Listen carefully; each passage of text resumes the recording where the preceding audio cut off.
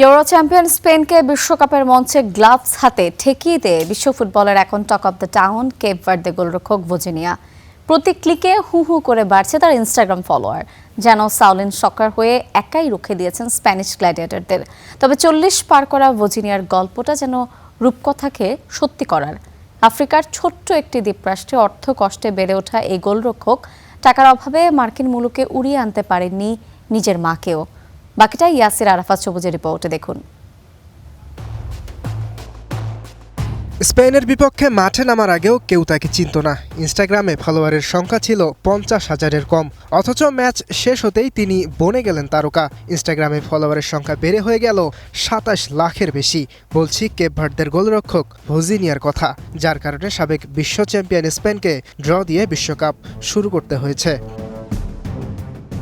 Cape ভার্দের বিপক্ষে Spain মোট 27টি shot নেয়, যার মধ্যে 7টি ছিল অন টার্গেট। তবে ভোজিনিয়ার হাত ফাঁকি দিয়ে একটিও বল পৌঁছায়নি জালে।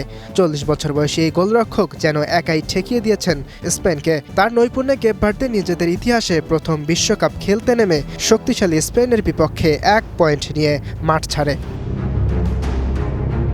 শুধু তাই নয়, বিশ্বকাপে সবচেয়ে বেশি বয়সী গোলরক্ষক হিসেবে সর্বোচ্চ ক্লিনশিট রাখার রেকর্ডও করেছেন তিনি। খেলা শেষে ম্যাচ সেরার পুরস্কারটাও উঠেছে তার হাতে।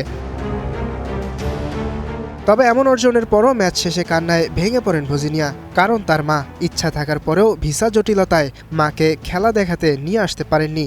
ছেলের এমন বীরত্বপূর্ণ পারফরমেন্স মাঠে বসে দেখতে পারেননি ভোজিনিয়ার মা। আমি ম্যাচের পরে কেঁদেছি, কারণ আমি ছোটবেলায় দাদা দাদুর সঙ্গে বড় হয়েছি, তারা এখন আর বেঁচে নেই, তাই তারা আসতে পারেনি। আমার মাও ভিসা সমস্যার কারণে এখানে আসতে পারেনি। ভিসার খরচ ও আনুষঙ্গিক জটিলতার কারণে আমি সময় মতো সবকিছু করে উঠতে পারিনি। বিশ্বকাপে দেশের হয়ে এমন সাফল্য আনার পর কেপ ভার্দের মানুষকেও ধন্যবাদ দিয়েছেন ভোজিনিয়া।